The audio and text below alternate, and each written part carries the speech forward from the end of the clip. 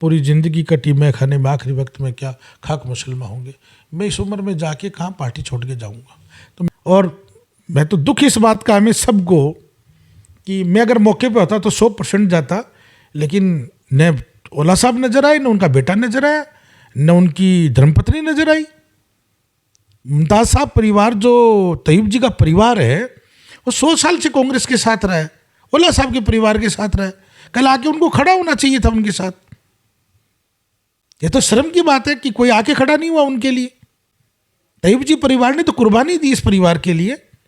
कल आपको क्या लग रहा है कि मान लीजिए कि आपको टिकट नहीं दिया जाता है, हालांकि आप अपने आप को रेस से बाहर मान रहे हैं अब कि मैं टिकट नहीं मांग रहा हूं, मेरे समाज के किसी भी व्यक्ति को टिकट दे दिया जाए, मान लीजिए कि टिकट नहीं दिया जाता है, तो मुस्लिम समाज क्या करने वाला है अब की बार? आप बता रहे हैं कि बड़ा आक्रोश है, कुछ अलग हवा है, कुछ अलग रुख है। क्या ये जो निर्दलीय चुनाव लड़ रहे राजेंद्र गुड़ा की तरफ चले जाएंगे, या फिर मुस्लिम समाज किसी एक व्यक्ति को खड़ा करेगा अपनी तरफ से? कल ओला साहब वहाँ भी नज़र नहीं आए और मुस्लिम समाज नाराज़ है। क्या इसका नुकसान कांग्रेस पार्टी को उठाना पड़ेगा अगर आपके समाज के व्यक्ति को टिकट नहीं मिला तो? राजस्थान की 7 सीटों पर उपचुनाव हैं, तारीखों का ऐलान हो गया है, 13 नवंबर को वोटिंग होगी। झुंझुनू से कांग्रेस पार्टी से टिकट मांग रहे एमडी चोपदार जी हमारे साथ हैं, जो राज्य मंत्री हैं, राजस्थान मदरसा बोर्ड के चेयरमैन हैं। एमडी साहब, अभी मैं आपका एक भाषण सुन रहा था, मुस्लिम महापंचायत में दिया गया। ऐसा लग रहा था जब आप वहाँ भाषण दे रहे थे तो कि बगावती रुख अपना लिया एमडी चोपदार ने। नहीं, ऐसी कोई बात नहीं है। पार्टी का सिपाही हूँ, पार्टी का वफादार सिपाही रहा हूँ, और मेरे समाज की बात अगर मैं नहीं रखूँगा, मुस्लिम न्याय मंच के बैनर तले इस प्रोग्राम में मुझे बुलाया गया, और मैं जिस समाज से आता हूँ वो मुस्लिम समाज है। मुस्लिम समाज की मांग है कि झुंझुनू विधानसभा से मुस्लिम को टिकट दी जाए। मैं एक सिंगल दावेदार हूँ झुंझुनू से, माइनॉरिटी की तरफ से, कि पिछले 70 सालों में हमें टिकट नहीं मिला।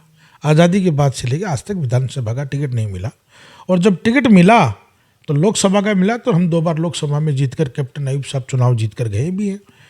तो वो बगावती तेवर नहीं, वो वफादारी गिनाने के वक्त था कि हम लोग कितने वफादार हैं पार्टी के प्रति, और रहेंगे। जिस पार्टी ने हमें 2 बार लोकसभा का टिकट दिया तो वफादार तो है। हम लोग कभी जाति धर्म संप्रदाय कुछ नहीं पूछते, वोट दे देते हैं। तो 70 साल में कभी टिकट नहीं दिया। हम लोगों की सबकी डिमांड थी इस सीट की जीतने से हारने से कोई फ़र्क नहीं पड़ना है, कार्यकर्ता ओबलाइज हो जाएगा। और मैंने तो पहले ऐलान कहा है कि मैं अब कैंडिडेट नहीं हूँ। मेरे को छोड़ के किसी भी 30 बिरादरी में से 70,000 वोट हमारे, किसी को टिकट दे दो, मैं तन मन धन से साथ हूँ। आपका कहने का मतलब कि बिना रोए तो बच्चे को माँ भी दूध नहीं पिलाती है। आपका वो भाषण था, कहने का मतलब कि पार्टी के प्रति, कांग्रेस पार्टी के प्रति अपनी वफादारी गिना रहे थे, और साथ ये मांग भी कर रहे थे कि हमें यहाँ से टिकट दिया जाए। अब इससे जुड़ता हुआ सवाल मेरा दूसरा कि झुंझुनू में आप टिकट मांग रहे हैं, मुस्लिम वोटर्स को लेकर कई तरीके की भ्रांतियां हैं। कोई कहता है कि 30,000 है, कोई कहता है 40,000 है, कोई कहता है 50,000 है। आप जब चुनाव की तैयारी कर रहे हैं तो यहाँ जो जातीय समीकरण है वो क्या है? कितने मुस्लिम वोटर्स हैं? ये मुस्लिम 70,000 वोटर्स है, करीब हमारा 48 से 50,000 वोट तो पोल होता है। और हम लोग तो वन साइडेड हैं, वफादार हैं, एक साइड वोट डालते हैं। हम लोगों ने कभी भी कैंडिडेट नहीं देखा, कभी भी जाति धर्म नहीं पूछा। और ओला परिवार यहाँ से काफ़ी बार, 4 बार तो विजेंद्र जी एमएलए रह लिए, उनके पिताजी बड़े शीशराम ओला साहब रह लिए, और बहुत लीडर आए हैं, बहुत लीडर गए हैं। तो कांग्रेस के प्रति मुसलमान का सदैव ही आज़ादी के बाद से रुझान रहा है, और वो उसको अपना हमदर्द भी मानता है। अब आज जो बात है वो इस मौके पे कि उपचुनाव जो होता है उसमें कार्यकर्ता को ओबलाइज करने की बात आती है। तो मैंने तो सबको कहा है कि ऐसी कोई बात ही नहीं है। और अब तो 70,000 वोट है, इनका हक भी बनता है, बड़ी बिरादरी है, बड़ा समाज है, टिकट देना चाहिए। आप भाषण में कह रहे थे कि एक बार उप जिला प्रमुख बनने की बात आई थी किसी मुस्लिम उम्मीदवार को। आपने जिक्र किया कि सारी बातें तय हो गई थी और बड़े ओला साहब ने भी हाँ कर दी थी, लेकिन सुबह जब उठे तो पता लगा कि बड़े ओला साहब तो दिल्ली पहुंच गए और एक मुस्लिम कैंडिडेट उप जिला प्रमुख बनते बनते रह गया था। वफादार है ना, इसलिए कोई परवाह नहीं करता। वफादार हम लोग विरोध नहीं करते हैं, बस इतना कह देते हैं ठीक है। जो हमारे बड़े लीडरान आके हमें चुप करा जाते हैं, बोल देते हैं। अभी हमारे प्रदेश अध्यक्ष हमारे इस संभाग के हैं, हमारे लिए बड़े सम्माननीय है वो। अब उनका आदेश शर्माते होता है, हम लोगों को भी ड्यूटी निभानी पड़ती है कि ठीक है अगली बार देख लेंगे। ऐसे करते करते ही 70 साल गुजर गए, टिकट मिला ही नहीं कभी। अब क्या प्रधान, क्या प्रमुख, क्या उप जिला प्रमुख, कभी कुछ बनाया ही नहीं। ठीक है, खुश हो जाते हैं, चुनाव आता है, लगे रहते हैं। लेकिन अब की बार कुछ डिफरेंट है, समाज बड़ा नाराज़ है। क्यों, मैं 11 तारीख के बाद लगातार 2 दिन से जयपुर था और आज आया तो लोगों के फ़ोन पे फ़ोन आ रहे हैं कि हम क्या करें, हम क्या करें। मैं क्या बोलूँ, मैं पार्टी का सिपाही हूँ, लेकिन समाज खासा नाराज़ है। नगर परिषद के चेयरमैन हैं नगमा बानो, उनके अतिक्रमण को तोड़ने के लिए कल प्रशासन पहुंचा और वहां बचाव के लिए राजेंद्र गुड़ा, जो उधरपुर वाटी से विधायक रहे और मंत्री रहे, वो पहुंचे। उन्होंने दमदारी से मुस्लिम लोगों की, मुस्लिम समाज की मांग को उठाया और प्रशासन के साथ में भिड़े। वो आप कहाँ थे उस समय? मैं बोला ना 2 दिन से जयपुर था, मैं तो आज सुबह ही लौटा हूँ। सुबह का अभी लौटा हूँ, 2-3 घंटे पहले ही आपसे मेरी बात भी हुई थी कि मैं 2 दिन से जयपुर शादियाँ वादियाँ थी, कुछ बड़े नेताओं से मिलना भी था तो मिल के भी आया हूँ। कल जहाँ तक बात तोड़ने की है कि वो किसी व्यक्ति विशेष के न होके और वो समाज का भवन था, या हमारे समाज के बड़े सिरमौर नेता हैं तैयब जी, हमारी वर्तमान की सभापति है नगमा बानो, उनका वो कॉम्प्लेक्स था। इस तरह तोड़ना, और इसके अलावा तो और भी बहुत कॉम्प्लेक्स थे, और भी बहुत बहु मंजिला इमारत बनी हुई झुंझुनू के अंदर। आपकी कमिश्नर साहिबा जो है उन पे कार्रवाई नहीं करने गई, तैयब जी की बिल्डिंग पे क्यों गई? ये तो गलत बात है। जब उनको रिलीव कर दिया गया, जब वो यहाँ से उनका तबादला हो गया, उनको नहीं तोड़ना चाहिए। और मैं तो दुख इस बात का हमें सबको कि मैं अगर मौके पे होता तो 100% जाता, लेकिन न ओला साहब नजर आए, न उनका बेटा नजर आया, न उनकी धर्मपत्नी नजर आई। मुमताज़ साहब परिवार, जो तैयब जी का परिवार है, वो 100 साल से कांग्रेस के साथ रहा है, ओला साहब के परिवार के साथ रहा है।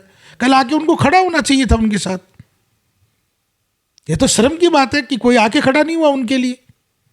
तैयब जी परिवार ने तो कुर्बानी दी इस परिवार के लिए। कल राजेंद्र जी गोडा है, मैं उनका शुक्रिया अदा करता हूँ कि वो आए मौके के ऊपर, जाके उनसे स्थिति को संभाला, वरना तो हम मामला बड़ा गंभीर था।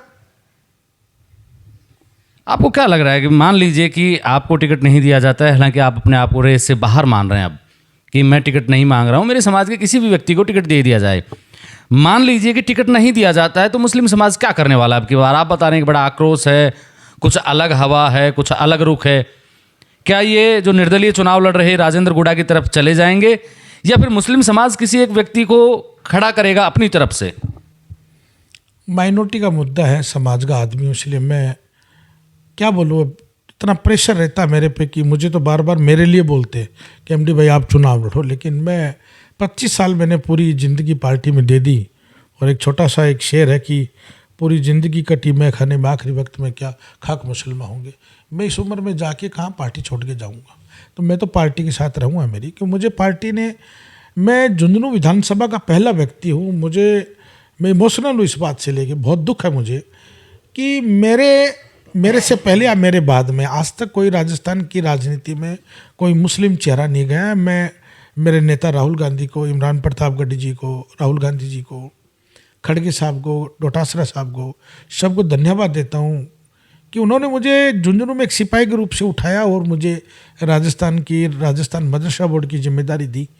लेकिन राजस्थान में सारे मुस्लिम जगह लीडरशिप है, सब जगह टिकट मिलती है, यहाँ टिकट नहीं मिलती है। तो मैंने कहा ठीक है, मुझे तो कुछ ना कुछ मिला है, अगर मेरे नाम से किसी को अदावत है तो मेरे समाज को टिकट दे दो। अब दिन भर कॉल बजते एमडी भाई आप, मैंने कहा नहीं यार, मुझे तो पार्टी ने मान सम्मान दिया है, मैं मेरे पार्टी के साथ रहूँगा, और हम कुछ करें तो मैं क्या जवाब दूँ उनको? बताओ, ये वक्त कैसा अब आप समझते हो, मैं क्या जवाब दूँ? बाकी है खस्से नाराज, बहुत नाराज है वो। कल ओला साहब वहाँ भी नज़र नहीं आए और मुस्लिम समाज नाराज़ है। क्या इसका नुकसान कांग्रेस पार्टी को उठाना पड़ेगा अगर आपके समाज के व्यक्ति को टिकट नहीं मिला तो? नुकसान ही है। जो परिवार 100 साल से है, मैं तो खुद 50 साल का हो गया। हमारे बुजुर्ग बोलते हैं कि ओला साहब ने जब पॉलिटिक्स शुरू की, जब हमारे बड़े नेता थे, और बड़े नेता तो नहीं बोल सकता हूँ, लेकिन बड़े सामाजिक व्यक्ति थे मुमताज़ हकीम साहब। 1952-53 से वाला साहब के साथ है, और उस परिवार की कल एक बेइज्जती करने के लिए एक आयुक्त आ गई तोड़ने के लिए। अरे भाई, झुंझुनू में और भी तो बहुत कॉम्प्लेक्स है, उनके आपने हाथ नहीं लगाया। इस परिवार की तो शान उतारने के लिए कल तो अचानक पहुंच गई, और वो उसका इरादा ये नहीं था वो तोड़े, क्या उनके पास क्या सामान था वो तोड़ देती, लेकिन वो सिर्फ और सिर्फ एक धमकी देना और एक समाज मतलब व्यक्ति विशेष को एक मतलब प्रताड़ित करना, एक उसकी बदनामी करना, उसकी इज्जत खराब करना। उस वक्त ओला साहब नहीं आए और ओला साहब का परिवार का कोई सदस्य नहीं आया, तो आज उस परिवार में कोई बाकी थोड़ी है कुछ। उनको तो हाथ तो बहुत है, उनको बहुत मतलब उनको बहुत दिल दुखा उनका।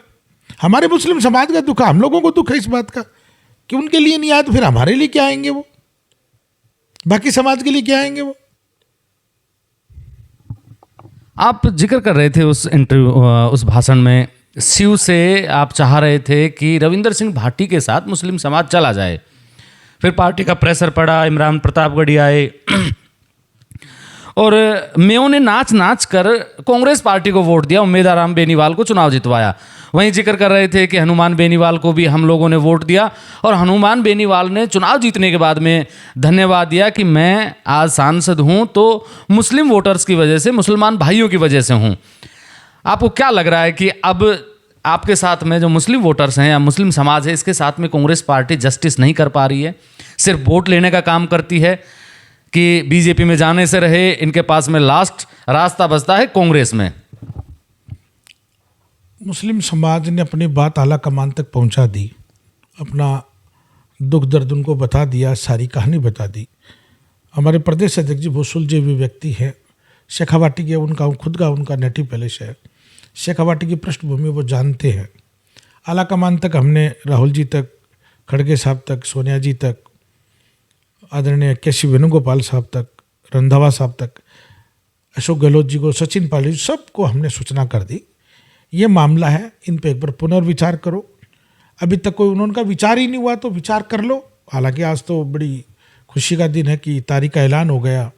जब ऐलान हो जाता है तो लोगों में जोश और खरोश अलग होता है। समय बहुत कम है, एक बार पुनः आज उनको याद दिलाएंगे, साहब तारीख का ऐलान हो गया, माइनॉरिटी की सुनो। ये माइनॉरिटी सदैव आपकी सुनती है। जहाँ तक मैंने उमेदवार राम जी का जिक्र किया, तो मैं तो बार बार बोलता हूँ, हमारे बोले तो मुसलमान से ज़्यादा कांग्रेस के लिए कोई बड़ा वफादार वोटर नहीं है। और इस वोटर को नेगलेक्ट करोगे तो नुकसान सबको ही है, हमें भी नुकसान है। हम लोग किस मुंह से जाके बोले इनको कि पार्टी को वोट दो?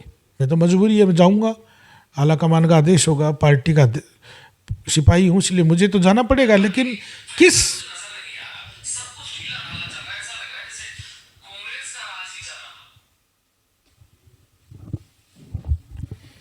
लोगों के बीच में जाएंगे, क्या बोलेंगे कि लोग बार बार कहते कि हमें कुछ नहीं मिलता, हमें कुछ नहीं मिलता। तो दुख तो है, दुख होगा भी, जाहिर सी बात है। लेकिन मुझे उम्मीद है पार्टी विचार करेगी कि माइनॉरिटी को ऑब्लाइज करे। पार्टी विचार करेगी या आपने मुस्लिम जो मतदाता हैं उनको एक इशारा दिया है कि राजपूतों से हमारा रोटी बेटी का रिश्ता है? कहीं आपका इशारा इस तरफ तो नहीं है कि अगर पार्टी टिकट किसी मुस्लिम कैंडिडेट को नहीं देती है तो ये जो वोटर हैं, मुस्लिम वोटर्स, ये राजेंद्र गुड़ा की तरफ जा सकते हैं? नहीं, मेरा किसी की तरफ इशारा नहीं है। राजेंद्र जी गुड्डा मेरे मित्र रहे हैं, आज भी मित्र ही है। हम लोग तो दीपेंद्र सिंह जी को वोट देते हैं। शेखावाटी में दीपेंद्र सिंह जी श्री माधोपुर विधानसभा से चुनाव लड़ते हैं, माइनॉरिटी वोट देता है। बंवर सिंह जी भाटी चुनाव लड़ते हैं, राजपूत कोलायत विधानसभा से वोट देते हैं हम लोग। अब हमारे लिए तो वो कोई बात मायने नहीं रखती। जोधपुर से एमपी रही है मैडम, मेंबर ऑफ पार्लियामेंट बनी है। प्रताप सिंह जी हमारे एमएलए है आपकी जयपुर सिविल लाइन्स विधानसभा से। तो माइनॉरिटी तो कभी विचार करती नहीं ना। लेकिन एक शिव विधानसभा का एक ऐसा मसला था, ये आमिन खान जी और फतेह मोहम्मद जी दोनों आमने सामने लड़ चुके थे। इस लड़ने की वजह से वो सीट रविंद्र भाटी जी चुनाव जीत गए। और रविंद्र जी जब लोकसभा का चुनाव लड़ा तो माइनॉरिटी उनके साथ जा रही थी और हमने उनको रोकने का प्रयास किया। तो मेरा कहने का तात्पर्य था कि हमारा कोई राजपूतों से कोई विरोध थोड़ी है। हम तो राजपूतों के साथ भी वैसे ही सेट है जैसे जाट समाज के साथ है। और अब तो जाट समाज को विचार करना चाहिए, माली समाज को विचार करना चाहिए, राजपूतों को विचार करना चाहिए, दलित बिरादरी को विचार करना चाहिए, मूल ओबीसी को विचार करना चाहिए कि झुंझुनू में कोई मुसलमान लड़े तो सारी बिरादरियाँ उनको वोट डाले, कि हम सबको वोट डालते हैं, हमें वो वोट डाल के जाना चाहिए उनको। वो डाल के जाना चाहिए, लेकिन उसका इशारा जो रोटी बेटी का रिश्ता आपने बताया, लोग इसका आकलन इसी तरीके से कर रहे हैं कि या तो हमें टिकट दो, या तो कांग्रेस पार्टी हमें टिकट दे, नहीं तो हमारे पास में एक रास्ता है राजेंद्र गुड़ा। नहीं, ऐसा क्यों बात नहीं। राजेंद्र गुड्डा जी कांग्रेस में रहे हैं, राजेंद्र गुड्डा जी शिवसेना में रहे हैं, राजेंद्र गुड्डा जी बसपा में रहे हैं। राजेंद्र गुड्डा जी अब किससे लड़ेंगे मुझे पता नहीं है, लड़ेंगे या नहीं लड़ेंगे ये मेरे को तो उनके बारे में मैं जानकारी नहीं रखता। मैं तो पार्टी का आदमी हूँ, मेरी पार्टी का ध्यान रखता हूँ, मेरे कार्यकर्ताओं का ध्यान रखता हूँ, मेरे समाज का ध्यान रखता हूँ, 36 बिरादरी को साथ लेके चलता हूँ। लेकिन लोग कहते हैं कि साहब पर खाली आप जाति विशेष की बात करते हो, तो मैं तो आज भी बोलता हूँ झुंझुनू का जो हिंदू है वो हम लोगों से बहुत मोहब्बत करता है और हम भी उनसे इतनी मोहब्बत करते हैं। झुंझुनू तो बड़ा एक प्यारा शहर है, प्यारी विधानसभा है। हमारे यहाँ कभी लोकसभा के अंदर पूरे राजस्थान में कांग्रेस ने हर बार प्रैक्टिकल किए हैं।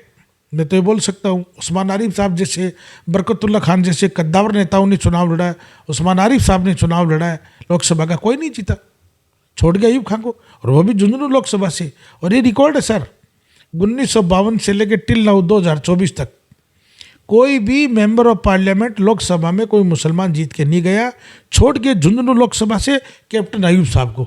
नईब साहब से पहले गया, नईब साहब के बाद गया। तो यहाँ का जो बहुसंख्यक है वो हमसे मोहब्बत करता है। आपसे मोहब्बत करता है, देश के तमाम हिस्सों में आप आते जाते रहते हैं, एक बड़े नेता के तौर पे आपकी पहचान है। मेरा सवाल ये कि हरियाणा का जो चुनाव हुआ है, कांग्रेस की लहर थी और बीजेपी ने वहाँ कमल खिला दिया, क्या उन चुनाव के परिणामों का असर राजस्थान में होने वाले उपचुनाव पर पड़ेगा? कार्यकर्ताओं का मनोबल तो टूटा ही है। हम लोगों को यूँ लग रहा था कि मैं तो कल परसों गिनाया आपको कि सट्टा मार्केट, IB की रिपोर्ट, CID की रिपोर्ट, एग्जिट पोल, सर्वे, प्रशासन, सभी का ये था कि कांग्रेस आ रही है। और अचानक इस तरह का रिजल्ट आना, कार्यकर्ताओं को, बड़े नेताओं का तो दुख है, मैं तो उनसे नहीं पूछ पाया अभी तक कितना दुख है। नहीं, कार्यकर्ताओं के हौसले बहुत डाउन है, क्योंकि हरियाणा में मेरा काफ़ी विधानसभाओं में जाना हुआ है, मेरा काफ़ी उनसे दोस्ताना संबंध भी है, पारिवारिक संबंध भी है, तो बहुत ज़्यादा निराश है। तो उसका असर तो राजस्थान में बॉर्डर एरिया में, हम लोग झुंझुनू लुवारू हरियाणा का बॉर्डर एरिया है, तो यहाँ का कार्यकर्ता भी निराश है, उदास है। मेरा एक सवाल, मैं जब भी किसी मुस्लिम बड़े नेता से मिलता हूं तो मैं उनसे अक्सर ये सवाल कर लेता हूं कि आप, ठीक है आपने जो किया वो बहुत अच्छा है, आपके समाज का एक तबका आज भी अशिक्षा से गुजर रहा है, अशिक्षा की वजह से वो कभी गलत कामों में उलझ जाता है और फिर बदनामी का जो ठीक रहा है, सबसे सॉफ्ट टारगेट मुस्लिम कम्युनिटी होती है किसी भी पार्टी के लिए और किसी भी मीडिया चैनल के लिए। इसको लेके आप जैसे जो सुलझे हुए लोग हैं, जो पढ़े लिखे लोग हैं, अपने समाज के उत्थान के लिए, शिक्षा में बढ़ोतरी के लिए क्या कर रहे हैं? माइनॉरिटी में बहुत चेंज आया है मुस्लिम समुदाय का, तो मैं अल्लाह से दुआ करता हूँ कि जो चेंजेज इन 15-20 सालों में आया है वो कभी नहीं आया। और अभी तो एजुकेशन का लेवल भी बढ़ा है। आप UPSC का रिजल्ट देखो, 51 IAS IPS सुनकर आए हैं, हर साल बढ़ ही रहे। पिछली बार 45 थे, अब की बार 51 है। मुझे उम्मीद है अगली बार और भी अच्छे आएंगे। नामांकन जो स्कूलों में कम होता था वो होने लग गया। एक आम आदमी को पता लगा कि तालीम के बगैर, एजुकेशन के बगैर हम अधूरे हैं। और हमारे जो समाज के NGO हैं, समाज के जो रहनुमा हैं, समाज के जो बुद्धिजीवी हैं, वो सब लोग इस काम में लगे हुए हैं। हम लोग भी अपना प्रयास कर रहे हैं। मैं तो पूरी एक, हम लोग संस्था चलाते हैं, डॉक्टर सलाउद्दीन चौधरी फाउंडेशन, छात्रवृत्ति देते हैं। उन जो परिवार निडी है, जो ज़रूरतमंद है, जिस बच्चे को पढ़ना है, काबिल हो, उसके मदद करते हैं। मैं तो कभी इस बात के लिए उनको डिमोरलाइज करता ही नहीं। मैं कहता हूँ पहले से हम बेहतर हैं और अच्छे होंगे और आगे बढ़ेंगे। कांग्रेस पार्टी से मैंने बताया कि राजस्थान मदरसा बोर्ड के चेयरमैन हैं, राज्य मंत्री का दर्जा है, मुस्लिम समाज में बड़ा नाम और बड़ा चेहरा है। हालांकि खुद दावेदारी नहीं कर रहे हैं, लेकिन चाहते हैं कि किसी मुस्लिम कैंडिडेट को झुंझुनू से टिकट दिया जाए। 70 सालों से जो समाज कांग्रेस पार्टी के प्रति वफादार रहा है, पार्टी को उसका इनाम देना चाहिए। और मुस्लिम समाज में एक नाराज़गी भी बताई कि अब की बार मुस्लिम समाज कांग्रेस पार्टी की इस कार्यशैली से नाराज़ भी है। अब टिकट मिलता है नहीं मिलता है, हालांकि चुनाव की तारीखों का ऐलान हो गया है, पार्टी टिकट देती है नहीं देती है समय बताएगा। लेकिन क्या चुनाव के नज़दीक आते आते टिकट मिलता है या नहीं मिलता, मुस्लिम समाज किस रुख बैठेगा, ये बड़ा दिलचस्प रहेगा। समय के साथ में हम आपको अपडेट करते रहेंगे झुंझुनू चुनाव के बारे में। आप मेरे साथ देख रहे हैं ब्लैक एंड व्हाइट सच। मैं महेंद्र यादव। जय हिंद, जय भारत।